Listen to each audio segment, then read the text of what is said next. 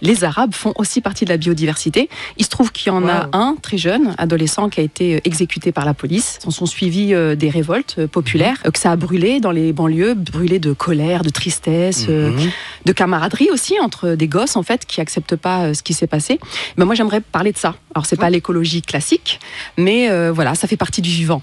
Ces jeunes-là, ils font aussi partie du vivant. Ça concerne, oui, je crois, tous les Arabes et tous les musulmans qui vivent en France, toutes les personnes non blanches, racisées qui vivent en France, en fait, qui ne sont pas traitées lorsqu'elles sont enfants, ces personnes, comme des enfants.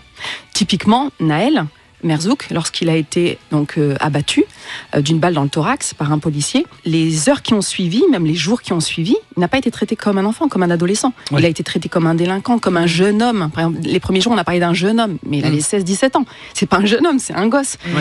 Et ça fait partie de ce que j'appelle moi la désenfantisation. C'est-à-dire que ce sont des enfants qui ne sont pas considérés comme des enfants. Et c'est ça qui fait dire à Ali, voilà, les Arabes sont jamais considérés comme des enfants, les Arabes, ce sont des Arabes. Alors, il en joue, lui. Parce qu'il dit, alors il a 9 ans, mais il fait croire qu'il a 10 ans.